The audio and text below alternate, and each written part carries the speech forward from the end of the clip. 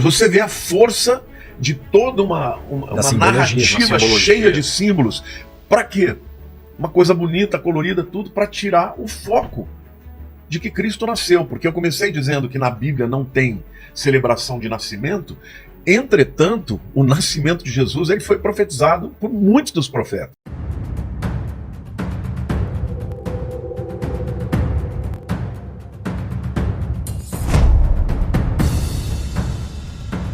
Você que é um cartunista, você sabe a força. Claro. Uma imagem vale mais do que 1000 palavras. Então, quando você introduz... Eu não sabia de 90% das coisas que você está falando aí. Eu sabia da superfície. Mas você vê a força de toda uma narrativa cheia de símbolos. Para quê? Uma coisa bonita, colorida, tudo para tirar o foco de que Cristo nasceu. Porque eu comecei dizendo que na Bíblia não tem celebração de nascimento. Entretanto, o nascimento de Jesus ele foi profetizado por muitos dos profetas. Verdade. Então você vê, Isaías 9,6 fala, um menino nos nasceu, um filho se nos deu. O governo está sobre os seus ombros, o seu nome será maravilhoso, conselheiro, Deus forte, Pai da eternidade, príncipe da paz. Quer dizer, e fala do nascimento do menino. Isaías 7,14, tudo bem? Isaías 7,14 fala de que ele nasceria de uma virgem. Então, o nascimento foi muito celebrado. Agora, não importa dizer qual é a data. Agora, quando você cria toda uma narrativa e uma forma simbológica de visual para fazer uma cortina de fumaça e tirar o centro de Jesus, você vê claramente que cada vez mais a sociedade está se esquecendo do nascimento de Jesus. Aí você fala, pô, mas a gente vai celebrar uma data que não é verdadeira? É simbólico, né? Eu queria aproveitar aqui e fazer só um comentário, porque já estou quase encerrando. Mas eu queria só fazer um comentário aqui, porque eu acho que o que o Rina está falando é muito importante, mas se eu não fizer uma observação aqui, vai parecer que a gente está dizendo que não pode celebrar nunca. Não, ninguém falou isso. Porque vai entrar nisso. Não, eu sei que você não falou, mas para o nosso público que está vendo, pode parecer isso. Porque você vê, o apóstolo Paulo, ele queria pregar, ele disse o seguinte, eu me fiz de gentil para pregar aos gentios, de judeu para pregar aos judeus. E uma vez, ele foi para Atenas, e ele subiu naquela colina de Marte, chamada de Aerópago. Lá era um lugar onde todas as pessoas sábios, senadores, pessoas se reuniam para ouvir sabedoria.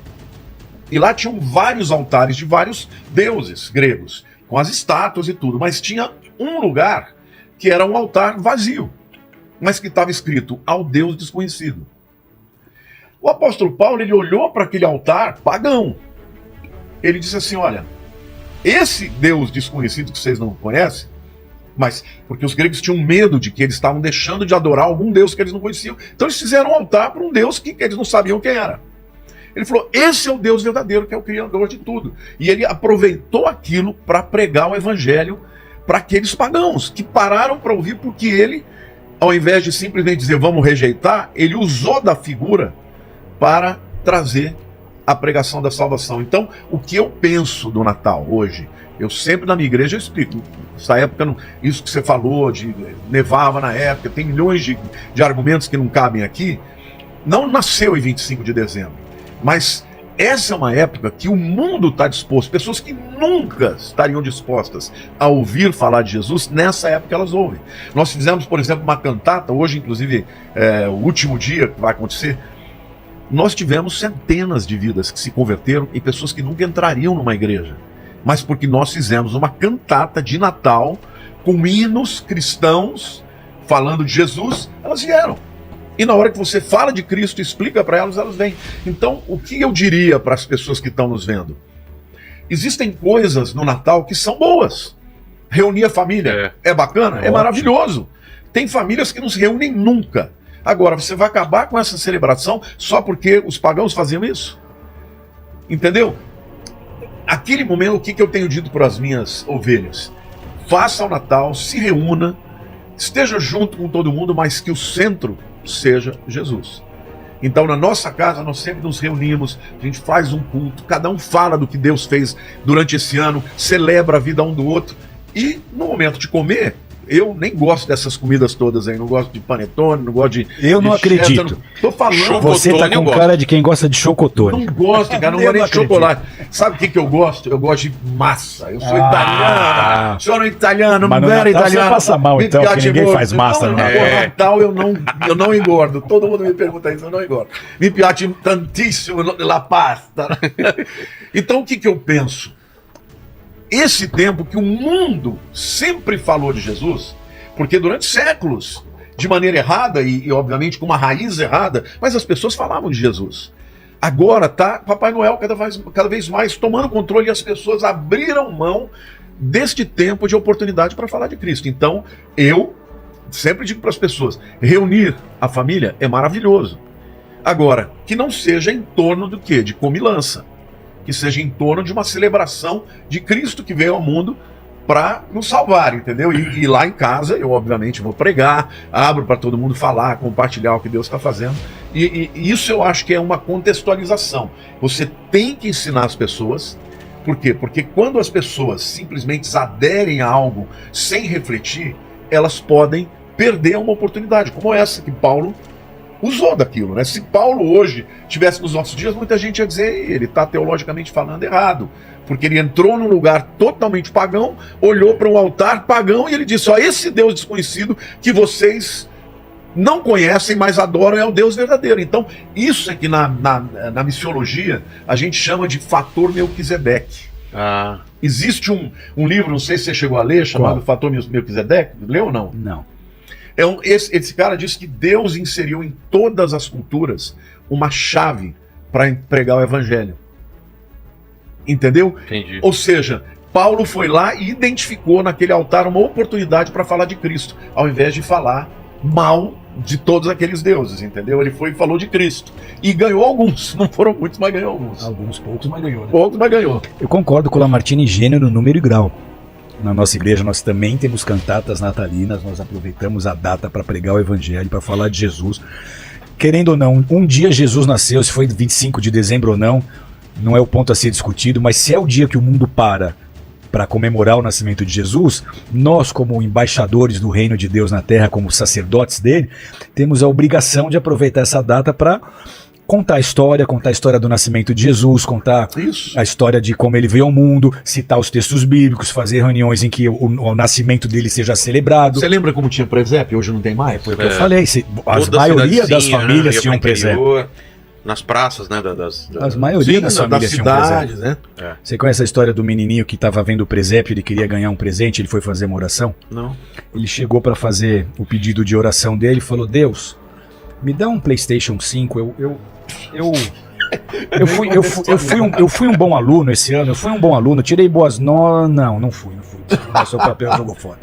Deus, me dá um PlayStation 5 esse ano porque eu fui obediente. Não fui. Aí ele foi lá na sala, de mansinho, sem ninguém perceber, olhou pro presépio, pegou o menino Jesus, botou no bolso, escreveu a próxima cartinha. Deus, sequestrei seu filho, me manda um PlayStation 5, senão não devolvo ele. Dá um PlayStation 5, senão não devolvo. Que maravilhosa essa piada, muito boa. Aí, eu concordo 100%. A gente celebra o Natal, minha família se reúne, a gente gasta tempo junto, a gente come o peru, a gente come as nozes, mas com esse entendimento.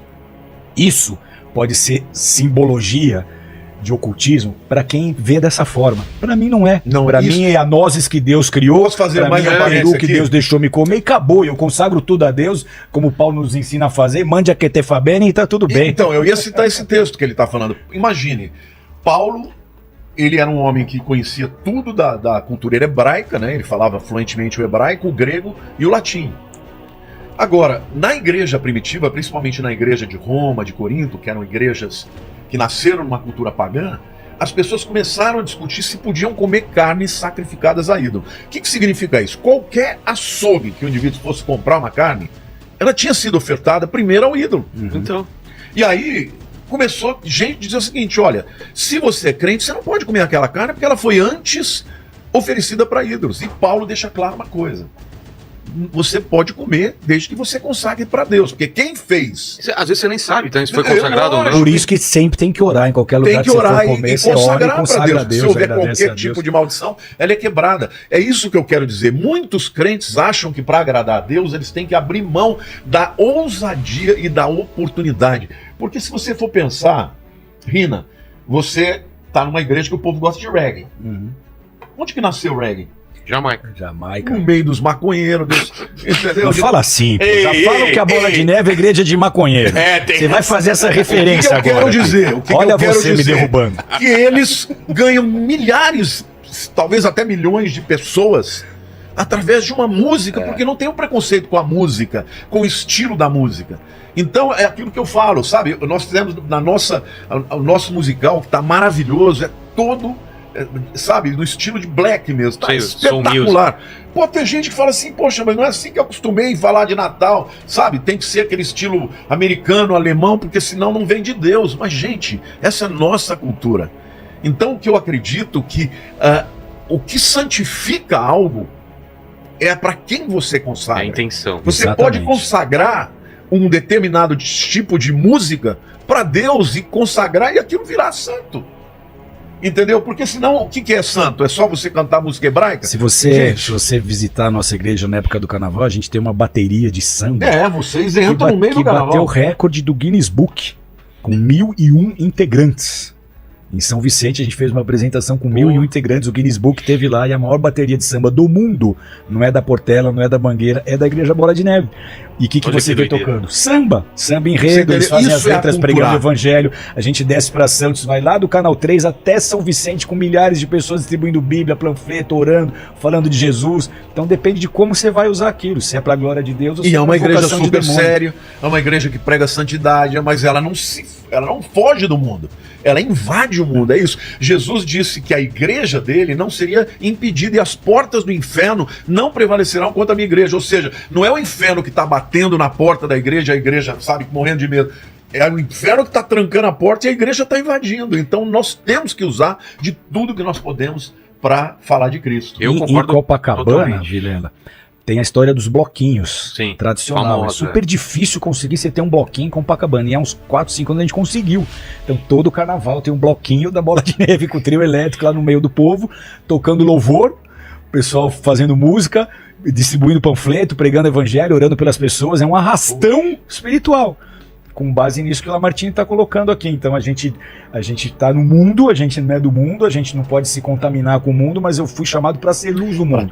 E a luz só ilumina onde ela é colocada em evidência. Você não bota uma lamparina debaixo de uma mesa, você bota a lamparina no lugar onde ela possa iluminar. Então a gente tem que sair das 4 paredes de igreja e usar aquilo que possa ser usado desde que você não se comprometa, não se contamine, porque o que eu falo é o seguinte: o pessoal vai pôr na Bola de Neve a porta larga, pode tudo. Eu falo, a Bola de Neve pode tudo, você só não pode pecar.